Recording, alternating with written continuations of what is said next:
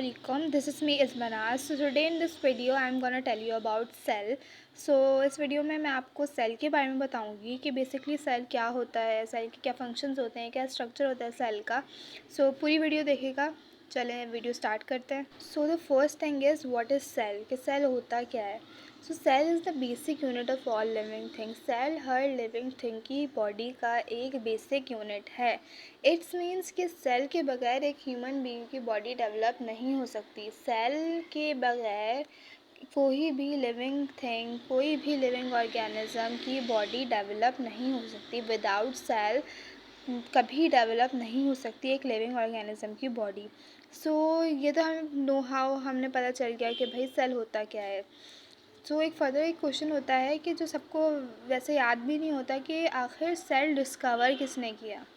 सो cell को एक scientist हैं जिनका नेम है रॉबर्ट हुक. उन्होंने 1665 में अंडर माइक्रोस्कोप, एक माइक्रोस्कोप के ज़रिए जो है वो उन्होंने सेल डिस्कवर किया.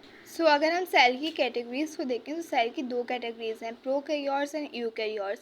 सो प्रोकैरियोट्स में यूनिसेलुलर लिविंग थिंग्स आते हैं जिनकी बॉडी जो है वो एक सेल पर बनी होती है, जिनकी बॉडी में एक सेल होता है. जो अमोइबा है, euglena, paramecium, these are the living things जिनकी बॉडी में सिर्फ एक सेल पर बेस होती है, जिनकी बॉडी में सिर्फ एक सेल होता है. Other one is eukaryotes. Eukaryotes जो होते हैं वो मल्टी सेलुलर होते हैं, उनकी बॉडी एक से ज़्यादा सेल पर बनी हुई होती है. जैसे कि ह्यूमंस हो गए, प्लांट्स, एनिमल्स, इनकी बॉडी जो है वो एक से ज़्यादा सेल पर बेस करती है, इनकी बॉडी में एक से ज़्यादा सेल्स होते हैं. सो अब हम ये समझेंगे कि सेल के अंदर बेसिकली क्या होता है. सो इन एनिमल सेल के अंदर जो है वो न्यूक्लियस होता है जो कि सारे होने वाले केमिकल रिएक्शंस को कंट्रोल करता है. सो बेसिकली न्यूक्लियस जो है वो एक कंट्रोल सेंटर होता है जो कि सेल के होने वाले रिएक्शंस और फंक्शंस को कंट्रोल करता है. और न्यूक्लियस के अंदर जो है वो हमारे पास क्रोमोसोम होता है जो कि थ्रेड लाइक स्ट्रक्चर होता है जो कि डीएनए कंटेन करता है. और आउटसाइड द न्यूक्लियस अगर हम बात करें तो हमारे पास साइटोप्लाज्म प्रेजेंट होता है जो कि एक जेली लाइक सब्सटेंस होता है. सो साइटोप्लाज्म के अंदर जो है वो सारे केमिकल रिएक्शंस होते हैं जो कि जहाँ पे सारी एनर्जी रिलीज़ भी होती है और एब्जॉर्ब भी होती है.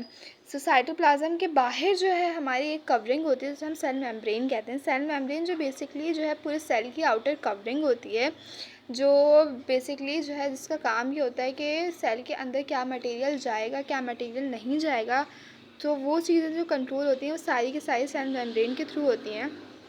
सो आई होप कि आप लोगों को ये वीडियो अच्छी लगी होगी, कुछ समझ आया होगा.